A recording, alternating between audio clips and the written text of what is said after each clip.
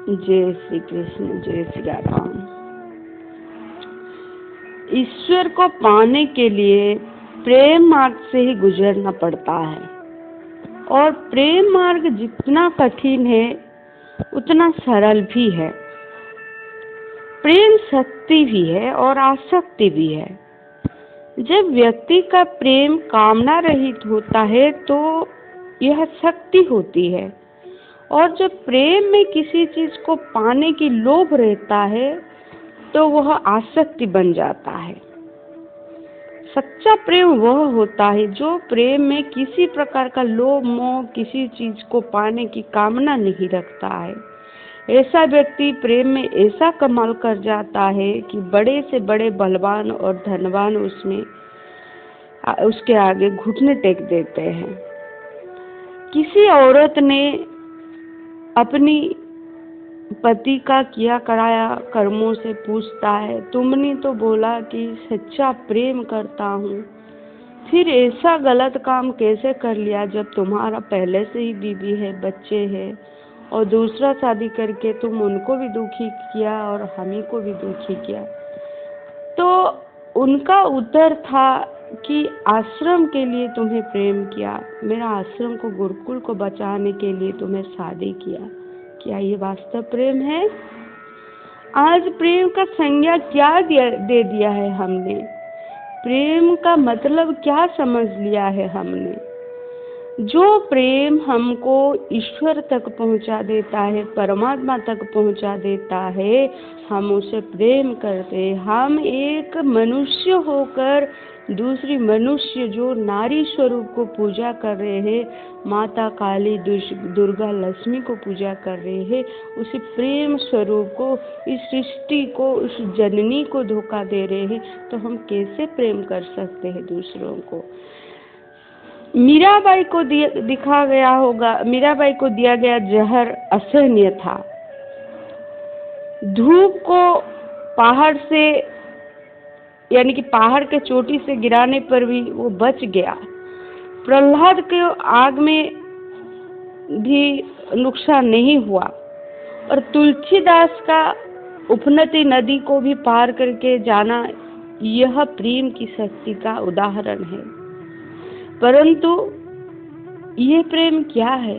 हम जो थोड़ी देर पहले बताए कि मनुष्य ही मनुष्य को प्रेम नहीं कर पाता है, तो फिर भगवान को कैसे प्रेम कर सकता है? संत जन कहते हैं कि जिसके हृदय में सच्चा प्रेम होता है वही व्यक्ति ईश्वर का भक्त हो सकता है। जरूरत है बस प्रेम की चाहे, वह पैसे से हो, किसी स्त्री से, बच्चे से, या अन्य सांसारिक वस्तु से हो। अगर हृदय में प्रेम होगा ही नहीं तो ईश्वर क्या संसार में किसी चीज से लगाव हो ही नहीं सकता। भगवान से प्रेम करना वास्तव में उसी प्रकार है जैसा एक दिशाहीन गाड़ी को सही दिशा देना। जिसके हृदय में प्रेम का अंकुर होता है उस व्यक्ति को भक्ति की ओर प्रेरित किया जा सकता है, क्योंकि प्रेम का वृक्ष तभी उग सकता है जब प्रेम का बीज, प्रेम का अंकुर हृदय में मौजूद हो। बिना बीज के खेती भला कैसे हो सकता है? इस संदर्भ में एक कथा है कि एक बार संत श्री गोसाई, किसी साधु ने यहाँ एक धनवान व्यक्ति बहुत सारा धन लेकर शिष्य बनने की कामना से संत के पास आया। संत जी ने उस व्यक्ति से पूछा कि क्या तुम्हारा कहीं किसी वस्तु पर ऐसा स्नेह है जिसके बिना तुम्हारा मन व्याकुल हो जाता है? उस व्यक्ति ने उत्तर दिया, मेरा कहीं किसी वस्तु में तनिक भी स्नेह नहीं है। उत्तर सुनकर संत महाराज ने कहा कि फिर तो हम तुम्हें दीक्षा कदापि नहीं दे सकते, तुम किसी और गुरु को ढूंढ लो।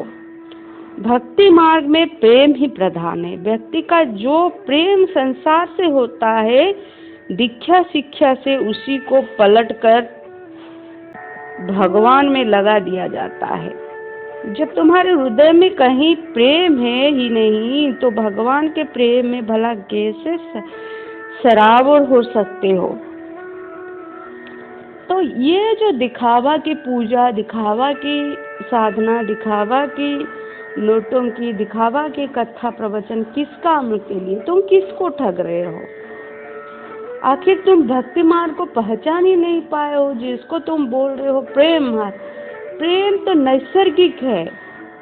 जो किसी स्त्री के पास सारे अस्त्र है, सारे प्रमाण है, मीडिया है हाथ में, देश भर का जनता है, वो चाहेगी तो क्या तुझे नहीं मार सकती? लेकिन उसी नारी के पास प्रेम का शक्ति है, उसी नारी के पास क्षमा करने की शक्ति है, उस नारी के पास दैवी कृपा है और उसी नारी के पास अंतरात्मा की पुकार है। भले ही यह बुरा हो, मेरा पति मेरा देवता हो। इसीलिए ये जो प्रेम प्रेम प्रेम प्रेम पाने का नाम नहीं है, खोने का, लिप्त होने का नाम है। ईश्वर को जिस दिन पहचान लोगे तब तुम जैसा कुछ रहेगा ही नहीं। उसी दिन हर कहीं प्रेम ही महसूस होगा, हर कोई प्रेम ही महसूस होंगे। तुम्हें कामना, वासना, लालच, लोभ की स्थान ही नहीं रहेगा। जय श्री कृष्ण, जय श्री